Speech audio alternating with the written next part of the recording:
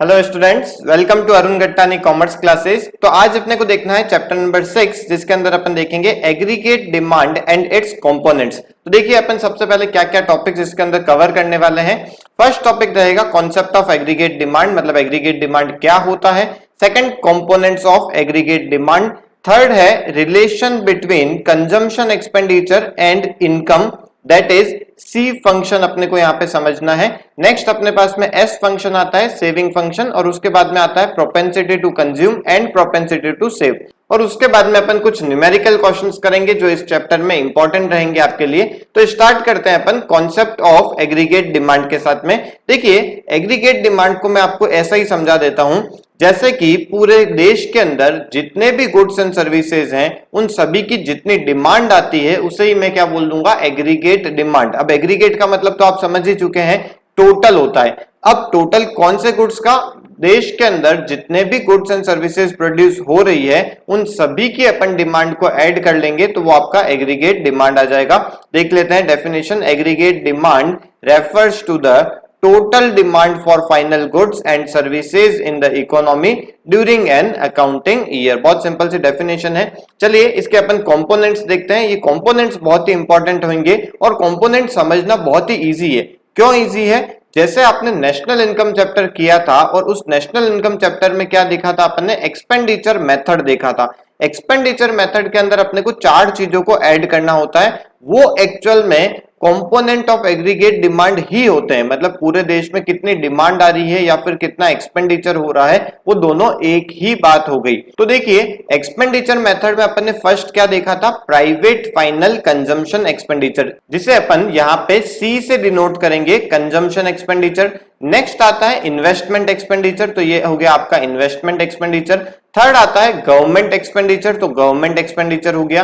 और नेक्स्ट आता है नेट एक्सपोर्ट, यानी कि एक्सपोर्ट माइनस इंपोर्ट। तो एक्सपोर्ट को अपन एक्स से डिनोट करते हैं और इंपोर्ट को अपन एम से डिनोट करते हैं। तो नेट एक्सपोर्ट करना है मतलब एक्स माइनस एम करना है। तो एग्रीगेट डिमांड के ये चारों कंपोनेंट्स होते हैं, आपको ये चीज का ध्यान रखना है। बट इस चैप्टर के अंदर अपन एग्रीगेट डिमांड को ओनली 2 सेक्टर इकोनॉमी के अंदर ही पढ़ने वाले हैं, 4 सेक्टर इकोनॉमी में नहीं पढ़ेंगे, मतलब ओपन इकोनॉमी के लिए नहीं पढ़ेंगे। ये अपन ने एक एजम्पशन ले लिया है, एक शॉर्ट में कर दिया जिससे कि अपन कुछ और कॉन्सेप्ट्स को समझ पाए। 2 सेक्टर में कौन कौन से, एक तो हो गया हाउस होल्ड और दूसरा हो गया आपके प्रोड्यूसर। अब हाउस होल्ड कौन सा एक्सपेंडिचर करते हैं, ये करते हैं कंजम्पशन एक्सपेंडिचर, और प्रोड्यूसर कौन सा एक्सपेंडिचर करते हैं, इन्वेस्टमेंट एक्सपेंडिचर। इसका मतलब जब मैं क्लोज्ड इकोनॉमी की बात करूंगा, जब ओनली 2 सेक्टर इकोनॉमी की बात करूंगा, तो aggregate demand is equals to consumption expenditure plus investment expenditure. बस अब आपको यहां से आगे चीजों को समझना है 2 सेक्टर इकोनॉमी के हिसाब से। तो इस चैप्टर को समझने के लिए सबसे पहले अपने को देखना पड़ेगा कंजम्पशन एक्सपेंडिचर और इनकम के बीच में क्या रिलेशन है। ये बहुत ही इंपॉर्टेंट है।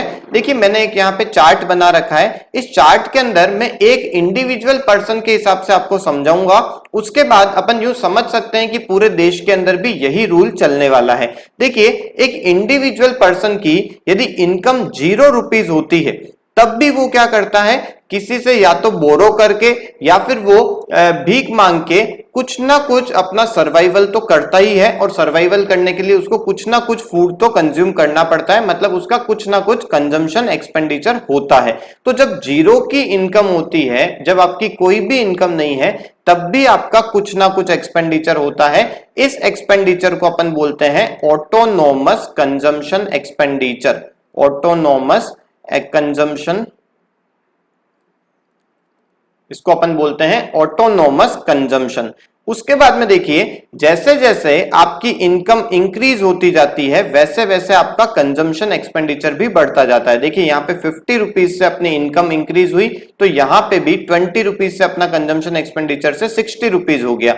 अगेन आगे भी अपनी इनकम थोड़ी इंक्रीज हुई तो अपना कंजम्पशन एक्सपेंडिचर अपना और इंक्रीज हो गया। उसके बाद में और इनकम इंक्रीज हुई तो आपका कंजम्पशन एक्सपेंडिचर और इंक्रीज हो गया। इससे अपन बोल सकते हैं कि जैसे जैसे इनकम इंक्रीज होती है आपका कंजम्पशन एक्सपेंडिचर भी बढ़ता जाता है। तो देखिए अपन इसके रिलेशंस को रीड कर लेते हैं। फर्स्ट रिलेशन आता है कि there is always some minimum level of C, मतलब consumption expenditure, even when y is equals to 0, मतलब जब आपकी इनकम 0 भी होगी तब भी आपका कुछ ना कुछ कंजम्पशन एक्सपेंडिचर होता है जो आपके सर्वाइवल के लिए होता है। This is called autonomous consumption. इसको अपन ऑटोनोमस कंजम्पशन बोलते हैं, जिसको अपन सी बार से डिनोट करेंगे। जैसे कि यहां पे सी बार कितना हो जाएगा, C bar is equals to 20 rupees हो जाएगा, क्योंकि यहाँ पे 20 रुपीज का कंजम्पशन एक्सपेंडिचर हुआ है जब इनकम 0 थी।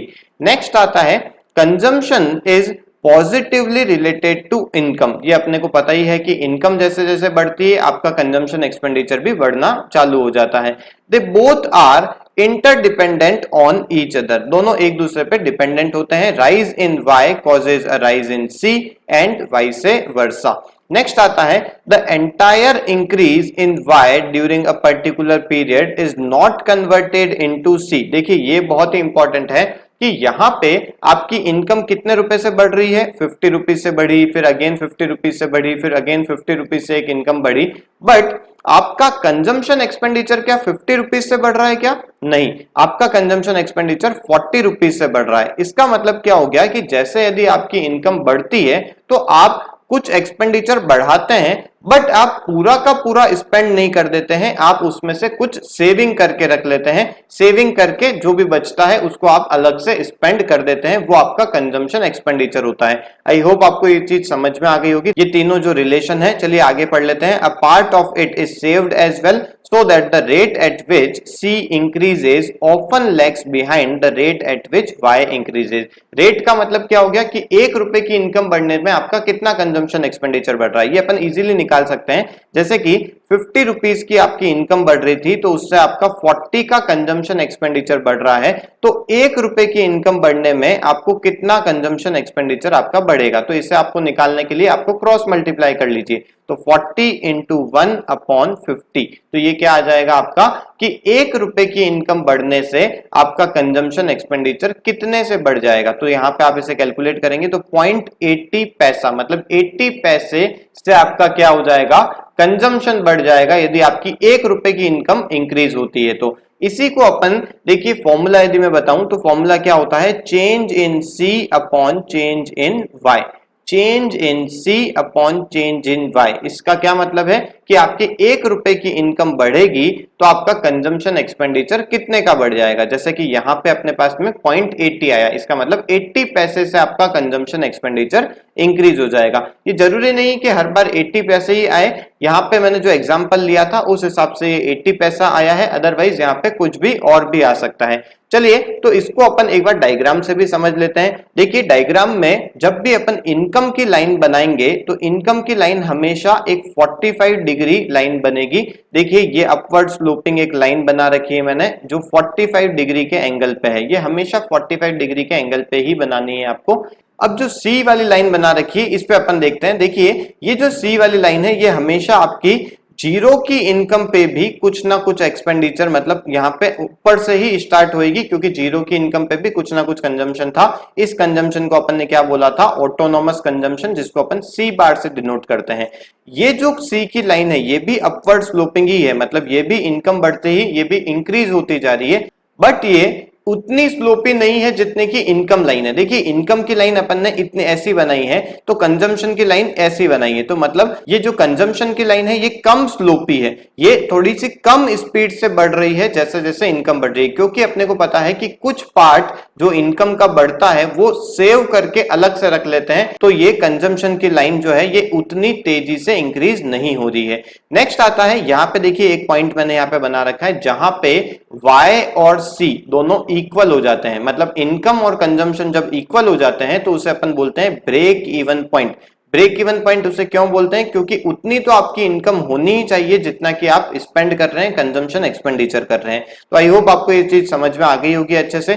नेक्स्ट आता है सी फंक्शन। देखिए सी फंक्शन क्या है, एक फंक्शनल रिलेशन है between income and consumption expenditure. देखिए जैसे कि यहां पे मैंने आपको इस एग्जांपल में क्या बताया कि 200 तक की जब इनकम होएगी तब आपका कंजम्पशन एक्सपेंडिचर 180 तक का चला जाएगा, बट बाय चांस ये इनकम हो जाती है 1500 रुपीज, तब आपका कंजम्पशन एक्सपेंडिचर कितना होएगा। तो क्या अपन ऐसी लाइन से बनाते जाएंगे क्या? नहीं, अपन एक डायरेक्ट एक रिलेशन निकालेंगे, एक इक्वेशन निकालेंगे, जिससे कि अपन डायरेक्टली कोई भी इनकम हो तो वहां से पहुंच जाएं डायरेक्टली अपने कंजम्पशन एक्सपेंडिचर पे।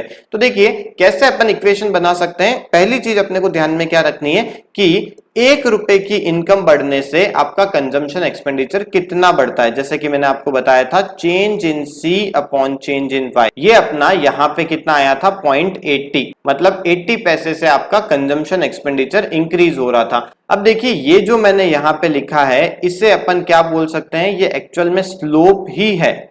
ये क्या है? स्लोप ऑफ कंजम्पशन लाइन है, कि जो कंजम्पशन लाइन है उसकी स्पीड क्या है, उसकी स्लोप क्या है। ओके, इसी स्लोप को अपन क्या बोलते हैं, बी से रिप्रेजेंट करते हैं, और इसी बी को अपन एमपीसी भी बोलते हैं। अब ये एमपीसी क्या है? ये है marginal propensity to consume. Marginal propensity to consume, marginal का मतलब क्या होता था, अपन ने 11th क्लास में भी देखा था, मार्जिनल वर्ड बहुत बार यूज हुआ है। मार्जिनल का मतलब होता था एडिशनल, तो यहां पे क्या है, मार्जिनल प्रोपेंसिटी टू कंज्यूम, मतलब एक एक्स्ट्रा 1 रुपए की इनकम यदि जनरेट होती है तो आपका कंजम्पशन एक्सपेंडिचर कितने से इंक्रीज हो जाएगा। बस यही एमपीसी है, इसी को अपन शॉर्ट में बी से डिनोट करते हैं और इसी को अपन स्लोप बोलते हैं, और इसका फॉर्मूला क्या है, change in C upon change in Y. अब देखिए यदि मुझे सी फंक्शन निकालना है, या फिर मैं यूं बोलूं कि जब 1500 रुपीज की इनकम है तब मेरा कंजम्पशन एक्सपेंडिचर कितना होएगा ये निकालना है, तो आपको क्या करना पड़ेगा। देखिए सबसे पहली चीज कि जब 0 की इनकम है तब भी आपका कुछ ना कुछ कंजम्पशन एक्सपेंडिचर हो रहा है, जिसको अपन ऑटोनोमस कंजम्पशन बोलते हैं, तो इसको तो आपको अलग से लिख लेना है।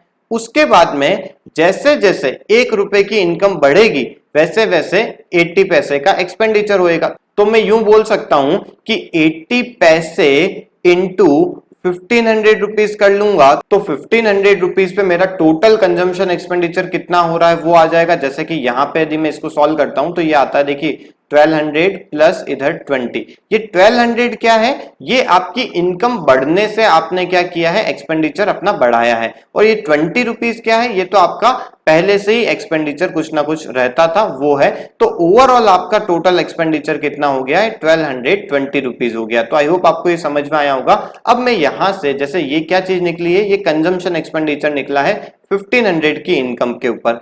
अब इसी इक्वेशन को मैं फॉर्मूले में लिखूं तो ये जो 20 रुपीज है ये क्या है, ये आपका सी बार है, मतलब ऑटोनोमस कंजम्पशन है। इसके बाद में ये 0.80 क्या था, ये 0.80 था आपका बी का मतलब एमपीसी, एंड ये 1500 क्या है, ये आपकी इनकम है। ओके, तो फॉर्मूला क्या हो गया, C is equals to C bar plus B Y. चलिए इसको यहां पे अपन देख लेते हैं, आप इसे यहां से नोट कर लीजिए। देखिए लिखा हुआ है C is equals to C bar plus B Y. आपको कोई भी इनकम दे रखी हो आप इजीली कंजम्पशन एक्सपेंडिचर निकाल सकते हैं। चलिए एक क्वेश्चन मैं आपको दे देता हूं, find consumption expenditure when income is 1000। जब 1000 की इनकम है तब आपका कंजम्पशन एक्सपेंडिचर कितना होएगा ये आपको बताना है। वीडियो को आप पॉज कर लीजिए, खुद आप इसे सॉल्व कीजिए और उसके बाद में आप वेरीफाई कीजिए।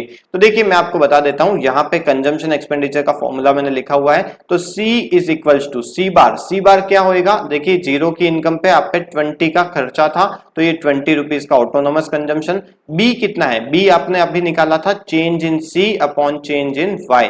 चेंज इन सी कितना है 40 रुपीज का, चेंज इन वाई कितना है 50 रुपीज का, तो यहाँ पे आ गया 0.80, मतलब यहाँ पे मैं लिख देता हूँ 0.80 इंटू वाई। वाई की जगह अपन क्या लिखेंगे, जितना आपकी इनकम है, तो यहाँ पे इनकम है आपकी 1000 की। बस आप इसे सॉल्व कीजिए, 1000 इंटू 0.80 करेंगे तो 800 प्लस 20 रुपीज कर लेंगे तो 820 रुपीज का आपका कंजम्पशन एक्सपेंडिचर हो जाएगा।